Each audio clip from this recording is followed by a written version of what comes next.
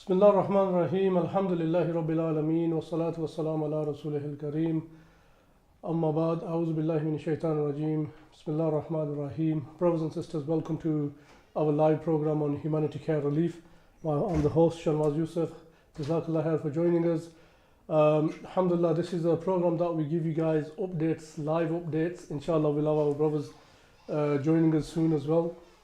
So guys, for the last two events that we've done, alhamdulillah, we've been giving you an update on the programs that we've been doing in Pakistan. One of the programs that we gave was last week. What we done was the deaf and mute school. Alhamdulillah, speaking about that school again, we've got almost 85 children, and out of all 85 children, all of them are deaf and mute. So it's really difficult to communicate with brothers and sisters around the world when you are deaf and mute. But alhamdulillah, with your kind donation and support, we can help these children for a better future. So joining me live now, alhamdulillah, my guests have arrived, Usman Dar and Nadeem Raza. Assalamu alaikum, brothers. How are you? Finally, you going? Nadeem Raza. Nadeem Raza. I think the exercise was a bit too much today. Yeah. How are you doing, guys? Alhamdulillah. Alhamdulillah. Everything okay? Yeah. Usman, are you sharing the link out? I'll share the link and Nadeem will give his words, inshallah. Go on, Nadeem. Bismillah. MashaAllah, Alhamdulillah. Jazakallah khair, all the viewers are watching today. Just a quick update on all the projects we're going on. So what we're talking about today, inshallah. You know, the last project, what me and Usman did was the deaf and mute school. Okay. But alhamdulillah, we were going to do a live appeal for the hearing aids. So on the screen, as you can see in the middle, we've got, I've got myself on there at the moment, but we've got for £350, you can donate a hearing aid for deaf children. Alhamdulillah, what we did, with your help as well, Nadeem, what we did was we got 22 students checked. Out of 22, 20 children will be able to hear if we can provide hearing aids. Yeah. So you know what, that's a break in the So that means if they can hear it, they can be speaking. You know, speaking, alhamdulillah, almost a lot of our teachers do give a lot of speech therapy.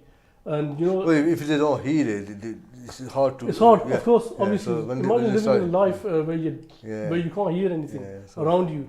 But alhamdulillah, we took him to Islamabad, we got him checked out. Out of the reports that we got back after 2 weeks, out of 22, 20 children will be able to hear if we can provide hearing aids. And hearing aids, alhamdulillah, at the moment is costing us around about £350. It's just a pound a day. A pound a day. A pound a day. Yeah. So it's really a pound a day. It's nothing that for all the kids that that they eat out. Yeah. I'll share the link. I need to share as well, Bismillah. Go on, Usman. Salatu wassalamu ala Rasulullah amma ba'd. Yeah, like Brother Shanwaz and Brother Nadeem mentioned regarding the like deaf and mute project. So obviously, Allah subhanahu wa ta'ala has blessed us and like our children and many of our like most of our friends and family members with good health. But there are people who are going through the challenges of like illnesses, diseases, disabilities. So Allah is like testing these people by taking away those blessings which He's blessed us with. However, it's a test for them that they have not been blessed with ability to, some people walk, some people listen, some people like speak. There's so many types of disabilities. However, the test for us is that those of you who have not been blessed with these blessings, that it is our duty to like help them, especially those who are in need. And many of these diseases and illnesses, these disabilities, there are solutions available. We live in a 21st century, like this is artificial intelligence era, and many cures have been found, many equipment, like let's say for example, like if someone is amputated, there's prosthetic legs are available, like eyesight, like many people have this cataract like a problem, there's like a operation is available, simple glasses can help certain people see clearly. And like like today's obviously awareness project, we not raising funds but we're raising awareness and giving the update is the deaf and mute. In like £350 a child can start to hear, like like the process is obviously most of you knows, everyone knows that how it works. The child, when a child is born, child start to listen. Like child start to listen that what my parents or what my siblings are saying, and then based on that it develops the speech. So by giving this hearing aid, we are giving them the ability to hear and listen, and then hopefully inshallah like they will able to start speaking. Like you can see on the screen now, that all on the middle of the screen there. Yeah, this all is our school. Yeah, basically. our school there, and you can see that kids are trying to speak, but because of the hearing, so they have they can't pronounce any word, because to pronounce a word you have to hear it first, then you copy the word. So for that, like say £350 for a hearing aid is very, very cheap. For And us, we need 20. yeah. So Yeah, just yeah, 20 inshallah. sponsors. Yeah, 20 There's sponsors. literally 20 people coming Yeah. out paying us £350. And this is a sadaqah jariyah. Well, Yeah. it's a sadaqah jariyah for the rest of the life. That child will hear. And look how big reward this is. Yeah. You know? If No, you learn the- the Quran or anything after that, and you can Yeah, recite the of Quran course. and the namaz. You and know, like everything. you've been to, both of you guys have been to the school, and subhanAllah, when you said the Quran, they read the Quran in sign language. Yeah. So many times that they write it on the Yeah. board, Yeah. and then they like, I remember that, yeah. sign language, what the surah Remember that little girl that read La Representative. ilaha illallah Yeah. and La ilaha illallah, yeah. Kalma Shahadat as well, Yeah, like to subhanallah. me, yeah. So guys, inshallah, we'll be doing this program on Saturday, this coming Saturday from 7 o'clock? 7 o'clock after 7 Asr. o'clock, well after Asr basically, 7:30 till late inshallah. And our target is not a big target. We're just trying to hit 20 hearing aids. I think it works out about £7,000. Inshallah. So what? Achievable, subhanallah. inshallah. Huh? Achievable. Inshallah, Yeah, inshallah. yeah. Achievable. We brother and sister have given way more than that Yeah, before. of course. Yeah. So inshallah for this time. But like today, just awareness, inshallah. But even if some brothers and sisters want to donate, we're still Yeah. accepting donation Yeah. today. Yeah. We never say no. We never say no. Yeah, Yeah. alhamdulillah. Yeah. Every penny helps. But we would like to hear some brothers and sisters, like if they can call. Yeah, guys, call us in, inshallah. The studio line Inshallah, in the is there, studio. 01282 925 037. So speak to us, inshallah. I mean, we say this on every program, and then last 10 minutes of the program, we get somebody calling in. Yeah. So I think, inshallah, if somebody calls in throughout the program, that'll be really great. Osman, other than the deaf and mute school, we've got another project, inshallah, that we are coming up. Yeah. I know me, Nadeem and Shiraz is not here at the moment, obviously he should be coming back. We will be having a meeting regarding this program as well. So do you want to tell us about this? Yeah, project? obviously, like our aim is, look, like we always speak about like you mention everyone, like even, like many du'as, scholars, they mention it. They go, look, when you go to a poor and needy person, anyone can feed them. Like a non-Muslim could go in Tharparkar, in Cholistan, in Kashmir, or in, like any area. Africa. They can give the meals. Like many of these bigger In Africa, charities, yeah. like United Nations charities, they go, they install the water pumps, they do. So whilst it's great act from, as a Muslim point of view, that feeding other Muslims is a very rewarding act. Providing clean water is, like a very important, and Allah subhanahu wa ta'ala has, like put many rewards in there. But the ultimate, like the duty as a Muslim, ours is to teach these brothers and sisters about ability to read, write, and then learn about Allah subhanahu wa ta'ala.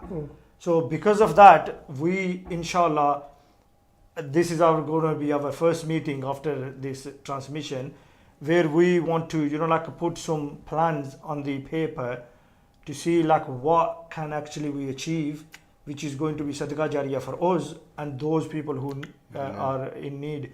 So our aim is to, like get a building on rent, where we can, like partition the area into different sections.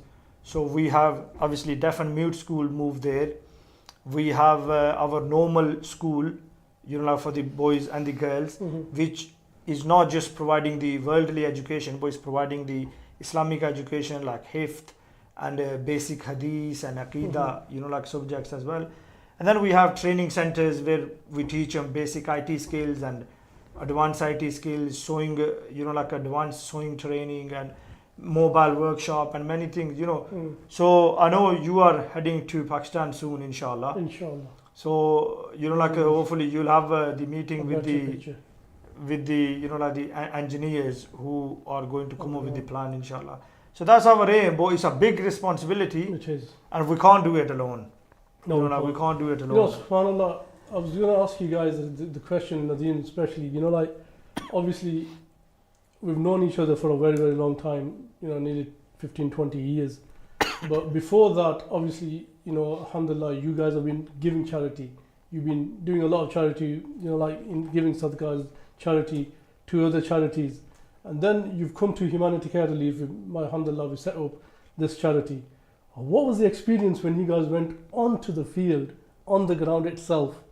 How did that feel? It's totally different. When you give charity, especially to a charity, you just give it and you forget about it. So you think, okay, I'll do my job there. Yeah. But when you do it yourself there, you go on the ground there, this is really, you feel that, the pain of these people there, the needy people there. Like me and you went to that flood area there. That was my first experience, out of, I do local charity, our village. But these people, you see them every day. You don't feel them as a poor. But when we went to the flood area, this is exactly where you see, how the people survive. And when you give that, and the hunger and the poverty they've got in the eyes there. Whenever they see a foreigner there, that's it for them. That's it. It's a Eid. Something gonna come there from there. So it's a big, change for your life. Since that day, everything has changed for me. And I focus more on charity than other things now. On the ground, we encourage our brothers and sisters as well to come sometime, give some time, even a day, or when you go Pakistan especially, go to this village. Visit our project there, or even just go to these poor people there. Spend time with them. And you see the difference.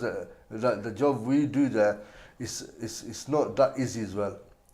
To approach these people there, and to give, I remember you went to the flood there and you nearly passed out, so it's so hot there, and it's not easy to give your donation to these poor people there, but to feel that the pain of these people there, you need to be there. It's good to give the money. It's good to give money as well, but if you can give time, give time. That's how I say. And that's why, another thing which is going to be launched is poster is ready, everything is ready.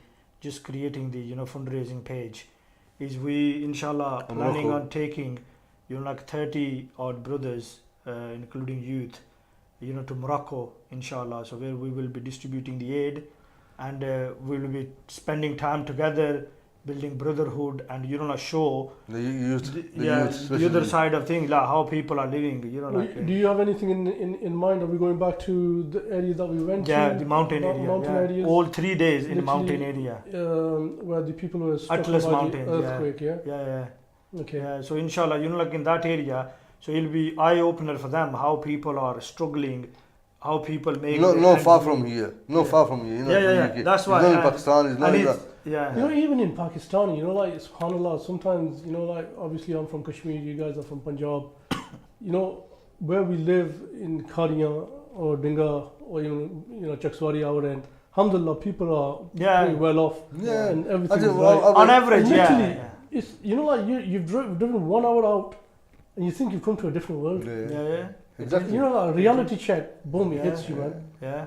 It is, remember when we were going towards Cholistan, we left our area, and soon as we crossed Mandi Bahwadin, there was tents everywhere, people living. I spoke to Sajjad, and literally Sarai.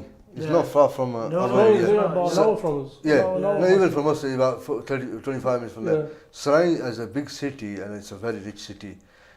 Literally from half a mile from Sarai, there's a like the Chugig area, where the poor people live.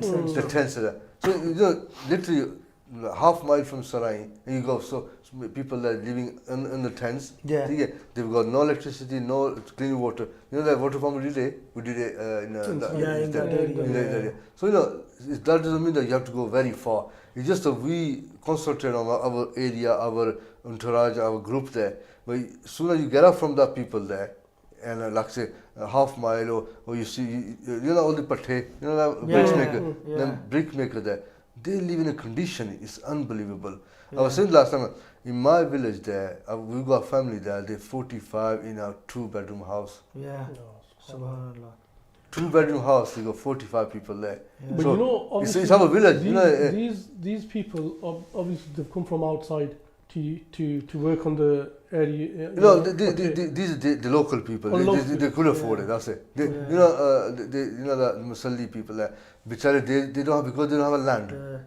They should, no. Yeah. They don't have And land. this is the problem. Yeah. This is another problem. You know, like, because we in our culture, you know, like, which is wrong Islamically, is that, you know, like, the caste system that Yeah. we, you know, like, treat unevenly. You know, like, the wealth is unevenly spread across. No, no, You know, especially and that's tho- why it's very important that sadaqah and zakat goes to the right people, spent the right way, Of course. so it can make a difference to the lives. You know. No, but that we need to create the awareness as well. You know that these people there, nobody wants them as a neighbor as well. Yeah. That's the problem. Yeah, you know. okay, even if I've got a piece of land, I say, okay, give them this land. And people say, oh no, let them, put it somewhere in the corner, where they all together there. And I was like, Islam does teach that.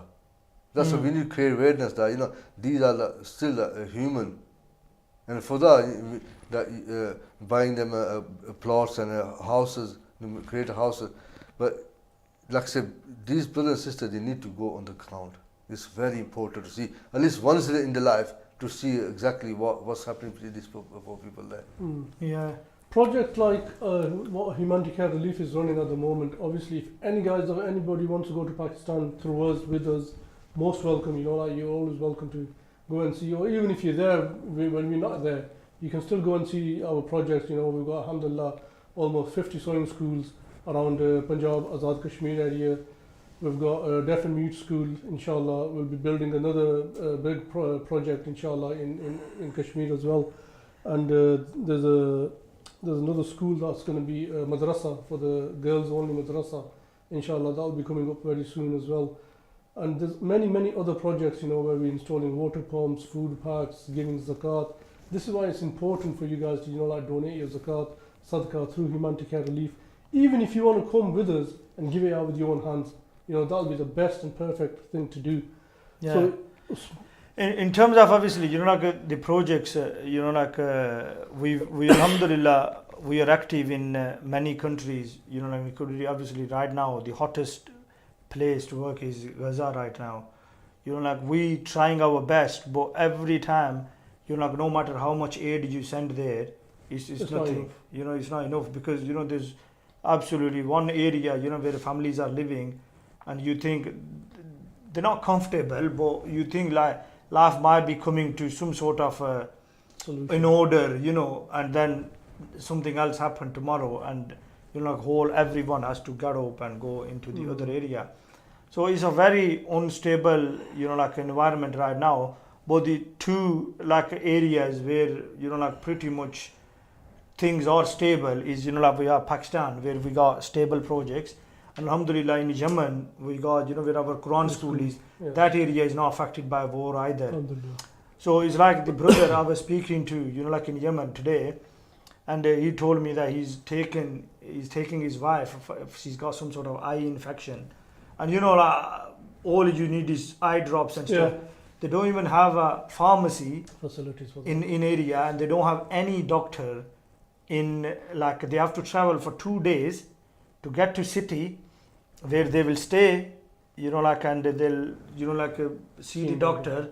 Now, depending on doctor availability, they might have to stay there for 5-6 days. Wow. So this Just to is, see a doctor. yeah, just to see a doctor, and just for normal eye infection. Mm. And how blessed we are, here, I know it's tough right now, to get appointment here with NHS. 4 weeks. I know, but still, at least, you know, If there's like an emergency. if it's an emergency, Yeah. you can turn go up to to the A&E and 3-4 hours later they'll see you. Mm. You know, here people are traveling for 2 days, you know, like to just to I see suppose basic even in facilities. Pakistan, you know, Yeah. like with medication and medical supplies, it's really difficult. You know, Yeah, like yeah. Punjab areas, we've done a lot of medical camps Yeah, ourselves. I know brother Sajjad went through a few Yeah. camps with us. We did a few.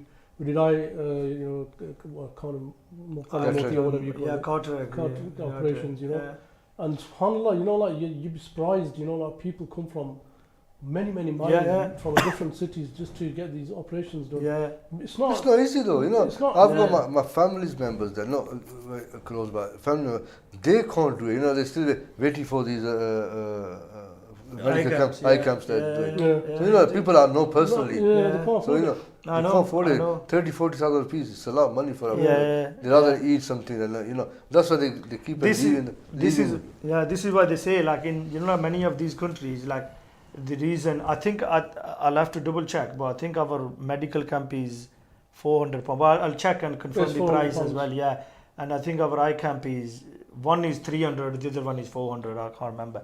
But you know the brother, the Yemeni brother, you know, like I was talking to him. So we performed Qurbani, you know, like in his area, Yeah. and they told us that this is the only time they eat meat in a year. Allah Akbar. You know, like these villages. So you know, like when meat ka, because their area is not known for Qurbani. No charity do Qurbani there. No one does it, and very few people do it. For them, you know, like that much meat is like a luxury.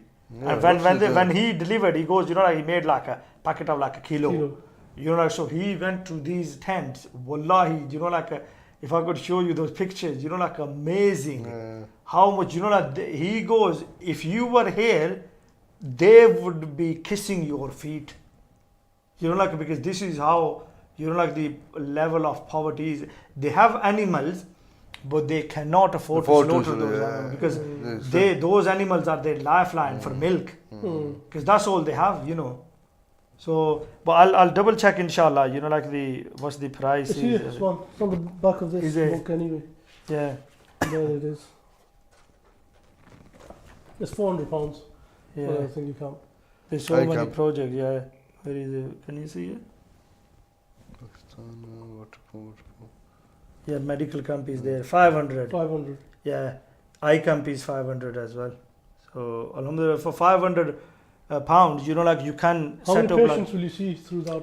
they tend to see 50 to 100. 50 to 100. Yeah, patients? 50 to 100 families. You know, like because these are small eye camps. Yeah. They're not like, you know, the ones Jad did. Yeah, 500. They like for like multiple villages. These Yeah. are set up in like remote villages. So are we talking about seeing patients or getting the operations done? No. These aren't operation. The This doctor is- The will. medical camp. Yeah, no. The You doctor refer will it. check them. Yeah, Okay. refer it. Optician will check them, and then he'll refer them Refer to them. the hospital. Okay. And then most of the time, you know, like hospitals, they are accommodative.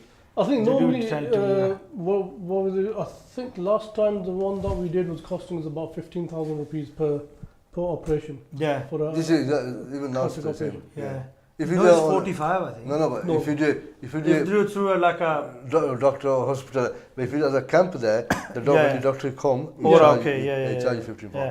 pounds. I know because I helped someone that was 45,000. right. But Okay. he's the No, guy's that's eyesight bad. that's yeah, doctor. Yeah, yeah. He, you know, like when I met him, he was an old man. So, you know, obviously I didn't really understand it, how it works. Obviously, I've heard it, but he came and he couldn't like found the steps. You know, like he was almost like blind. So he was stepping on it. So he was a maid, you know, like who used to work in one of our family houses, and he Okay. was her father-in-law or father. So I said, look, you know, like we'll help it. And then next time when he came, he just climbed up the stairs like normal. Yeah. Alhamdulillah. You know, like so that, You know, and and that's just, I think they just align the, you know, like yeah, it's eyesight. laser Yeah. operation. And you know, like for that amount, you know, like we can give them, you know, like a blessing of eyesight and health as well. yeah, and what is 15,000 rupees? Yeah, nothing is about 50 quid. 50 No, less than 50 quid, yeah. You know, About 40, 45 pounds. quid, yeah. For 40, Yeah. 40 pounds, guys, you can get somebody to see again. And this is how important it is. This is why, inshallah, on Saturday, we'll be doing this program where we'll be appealing for the hearing aids. Hearing aids are £350 each. That will be taking a kid to Islamabad, inshallah, getting his hearing aids done, getting his ears cleaned first, getting the hearing aids put in. They'll be tested. They'll be staying there for 2 days. Tested, trial, all working condition, inshallah. That's going to cost you £350 per child.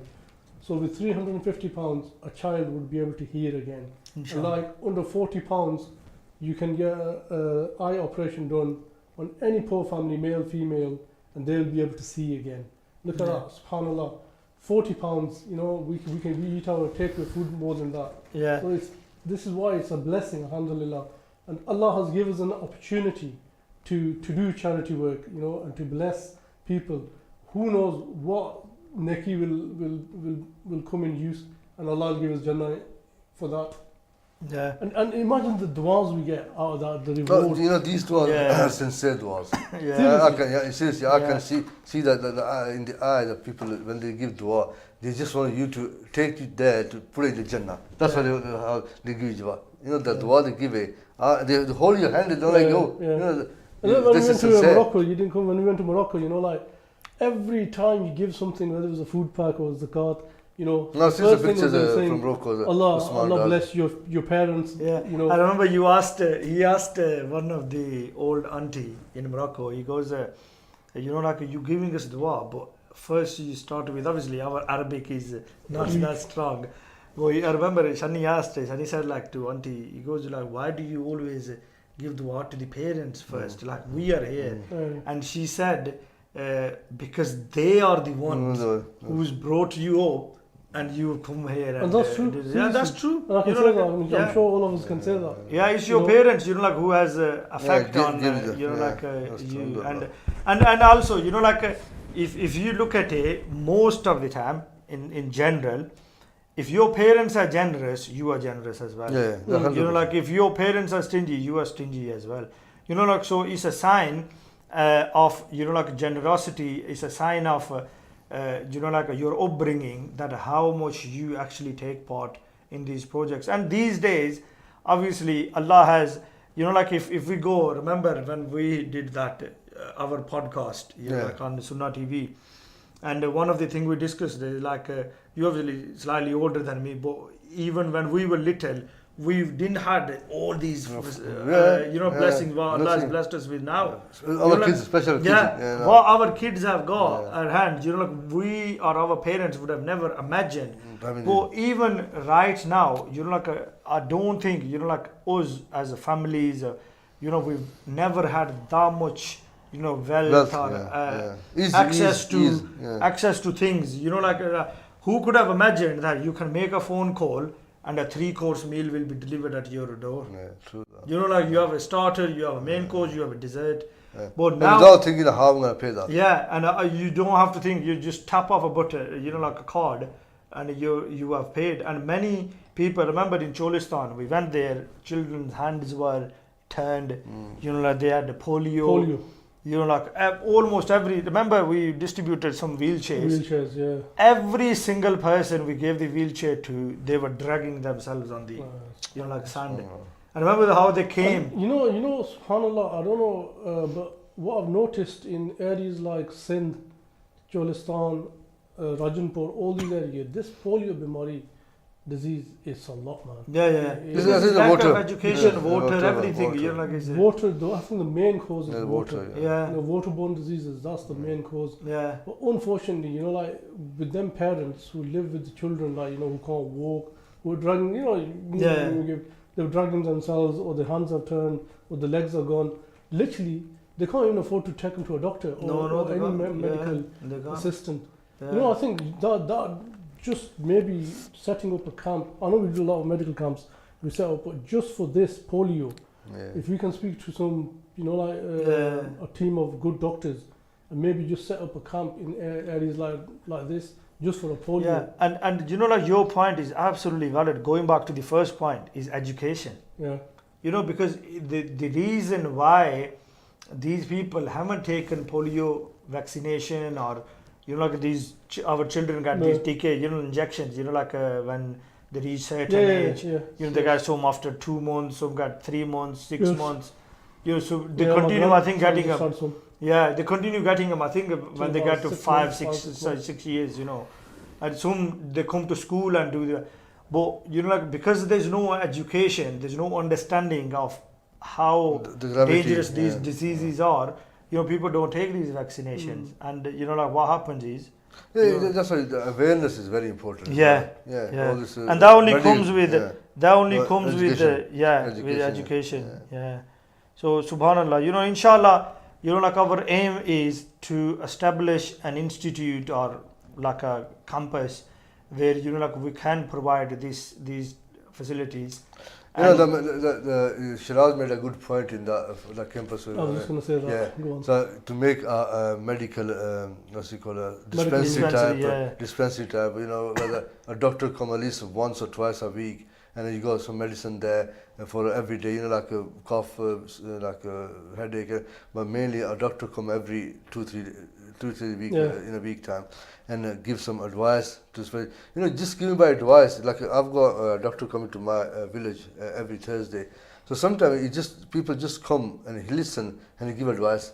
How successful and how long have you been doing that? It's very good. How I've been long doing have it for you- nearly 2-3 years now. 2-3. And to be honest with you, again, I advise all the brothers and sisters, it doesn't cost much. Mhm. It costs you for a setup, okay, maybe £1,000 to set you up. All the medical, depending on how big you want to go. And after that, you just top you up. So I've done that about 3 years ago. And now I've got, it's only in the village, I come every Thursday. So when he comes every Thursday, Yeah. how long does the doctor stay and how many patients does he go He to? stay about 3-4 hours. 3-4 hours. Yeah, so How many- everybody know that they come from Certain time to certain certain time, so time, people yeah. come there. So it's mainly the ladies come there most of the time. So they don't have any issue, particular issue, but it's like depression. In Pakistan, because of wealth, and a health issue, the depression, and the family issues in the house.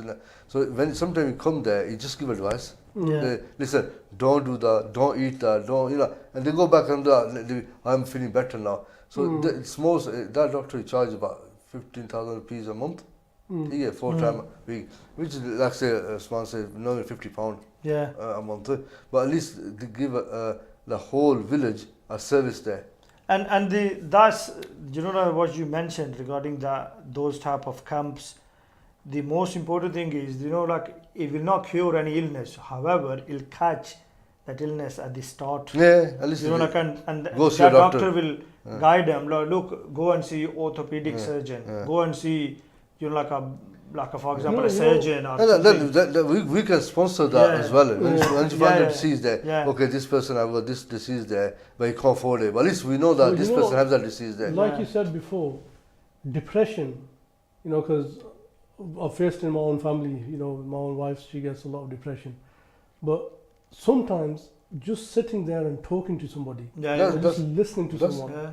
honestly, like your 50% of your depression goes. You know, And what- it's like when we obviously sit together, like we very rarely use our phones and stuff. Yeah. Like we talking, but most of the time, like when you are in a family or a house, Everyone's on the you phone. see, like sooner everyone sits, they speak for 1 minute and then everyone's on their Yeah. phones.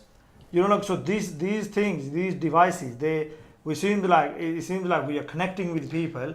No, but It's you know- actually disconnecting to close ones. No, but the issue that all these elder people in the villages, Yeah. the issue, they've got no access to phone. They don't, Yeah. they don't. And they've got no access to youth, they can speak to it. Yeah, right? yeah, ठीक that's है? true, So yeah. the issue, like my mom now, when I go France, now when I go Pakistan, there, I just sit and listen. She Yeah. keep on talking and talking because she won't talk. Yeah. ठीक है? But because there's no one to listen to it, so that's why when you have a social gathering like this, even a doctor or like in the village, we got going school there.